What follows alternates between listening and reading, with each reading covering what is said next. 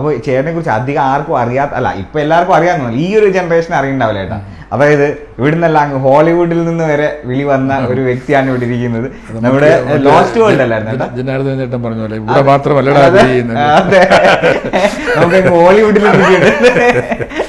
അപ്പൊ ചേട്ടൻ ലോസ്റ്റ് വേൾഡിലേക്കല്ലേ അല്ലേ സ്റ്റീവൻ സ്പിൽബർഗ്? ജുറാസിക് പാർക്കിന്റെ സെക്കൻഡ് പാർട്ട് ലോസ്റ്റ് വേൾഡ്. അതിലൊരു ഇന്ത്യൻ ക്യാരക്ടർ ഉണ്ട്. അപ്പൊ അത് ചെയ്യാൻ ഒരു ഇന്ത്യക്കാരൻ വേണം. ഞാൻ തന്നെ വേണമെന്നില്ല, ഏതെങ്കിലും മലയാളി തന്നെ വേണമെന്നില്ല, ഇന്ത്യക്കാരൻ ആരെങ്കിലും. അപ്പൊ അതിന്റെ കാസ്റ്റിംഗ് ഡയറക്ടർ ഉമാ ഡക്കുന എന്ന് പറഞ്ഞൊരു സ്ത്രീയായിരുന്നു, ബോംബെക്കാരി. അപ്പൊ അവര് ഈ എന്റെ വിധേയൻ എന്ന് പറയുന്ന സിനിമ അവർ കണ്ടിട്ടുണ്ട്.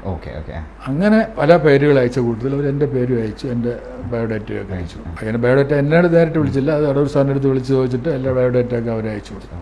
അത് അയച്ചു കൊടുത്തിട്ട് കുറേ ദിവസം കഴിഞ്ഞിട്ടാണ് ഇതിന്റെ ഇതൊക്കെ വരുന്നത്. ആദ്യം ഞാനിത് വിട്ടു, കാരണം ഒന്ന് 2 മാസത്തോളം കഴിഞ്ഞു.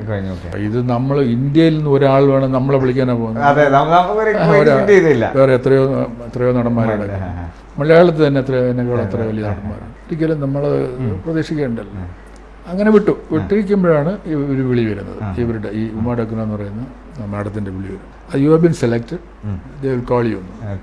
അവരന്ന് എന്നെ വിളിച്ചിട്ട് റെഡിയാണ് കാര്യങ്ങൾ, ഒന്ന് ചെന്നൈയിൽ എംബസിയിൽ പോകണം, ഹോട്ടലിൽ വെയിറ്റ് ചെയ്താൽ മതി, എല്ലാം ഫൈനലൈസ് ചെയ്തിട്ട് എൻ്റെ പേപ്പേഴ്സൊക്കെ റെഡി ആക്കിയിട്ട് വിളിച്ച് പറയാമെന്ന്.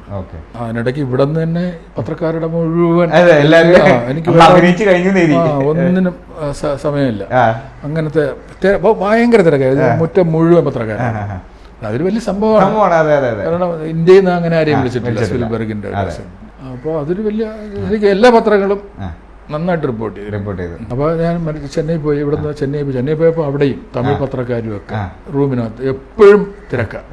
കാരണം അവര് ഈ തിരിച്ച് ഏത് എയർപോർട്ടിൽ ഇറങ്ങുന്നതാണ് അവർക്ക് അറിയേണ്ടത്. പോയി അവിടെ 1.5 മാസമായിട്ട് ഷൂട്ടുണ്ട്. അത് കഴിഞ്ഞിട്ട് തിരിച്ച് ഇപ്പൊ പോകുന്ന കാര്യം തന്നെ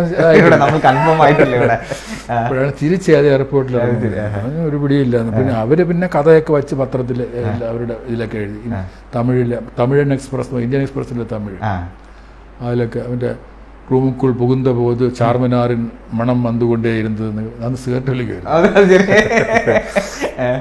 എന്നും പറഞ്ഞ് അവർ കഥ എഴുതാം.